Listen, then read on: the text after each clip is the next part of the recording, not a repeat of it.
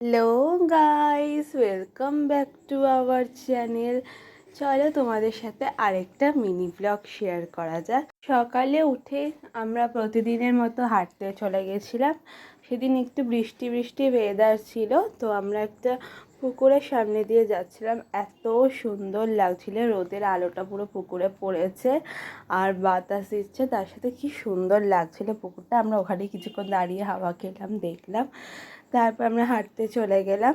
তো ওখানে গিয়ে আমরা প্রথমে যাদের একটু ডিস্টার্ব করি তারা হচ্ছে বিড়ালে বাচ্চা, কুকুর। তো বিড়ালে বাচ্চাগুলো ওখানে ঢুকেছিলাম, ওদেরকে আমরা আগেও দেখেছি, তো আমরা ওকে ডাকছিলাম খাবার আছে আয় খেয়ে যা, বাট ওরা ভয়ে আসলোই না। তোমাদের আগের দিনে যে বিড়ালটার কথা বলেছিলাম, সেটা পরের দিন আমরা গিয়ে দেখি আবার ও ঢোকার চেষ্টা করছে। আমরা তো আবার গিয়ে ওকে বারণ করছি, কিন্তু ও শুনছে না, ও বাচ্চাদের কাছে বারবার যেতে চাইছে। তারপর আমরা তাড়ালাম পুরো ওখান থেকে ওকে। দেখো, যখন আমরা থাকবো না তখনও যদি ঢোকার চেষ্টা করে, আবারও আটকে পড়েছে। সেই সময় যদি ওখানে লোকও না থাকে, তাহলে ওকে কে বার করবে? তো ওই জন্য বারবার বারণ করছি, বাট ও তো শুনছে না। ঠিক আছে, পশুরা তো আর বুঝবে না। তারপরে আমরা আবার চিমিকে ডেকে এনেছি। তোমরা তো জানোই আমরা হাঁটতে গিয়ে আমাদের একটা প্রিয় কুকুর আছে, তো ওকেই আমরা বিস্কুট দিয়েছি, ও খাচ্ছে বিস্কুট। এখনও অতটা পছন্দ করে না, কারণ আমরা কিছুদিন ধরে মাছ মাংস নিয়ে গেছিলাম ওর জন্য। তো এখন ভাবে ওই মাংসই এনেছি ওর জন্য, এখন বিস্কুট অতটা খেতে চায় না। তারপর আমরা ঘরে এসে আমি সিমুয়ের পোলাও বানাচ্ছিলাম। প্যাকেটে লেখা ছিল সিমুয়ের পোলাও, তো আমি ওই জন্যই বানানোর চেষ্টা করছিলাম।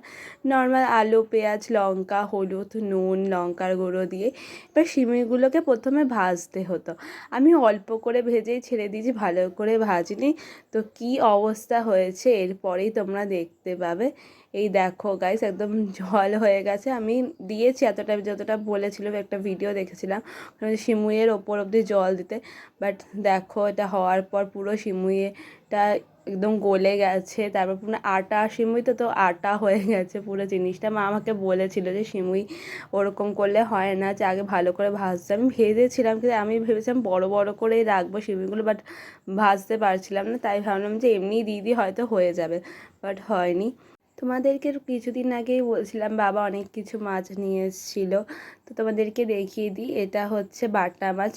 কিছু যেটা আলাদা করা আছে সেটা বাজার থেকে কাটিয়ে এনেছিলো, আর কিছুটা কাটিয়ে আনেনি। আর চিংড়ি মাছ এনেছিল, আর হচ্ছে তেলাপিয়া মাছ এনেছিল। তো তেলাপিয়া মাছ আরও আছে, মা ধুচ্ছিল তখন। তো বাটা মাছ দিয়ে সেদিন রান্না হয়েছিল। তারপর আমরা ম্যাঙ্গো খেয়েছিলাম। Thanks for watching.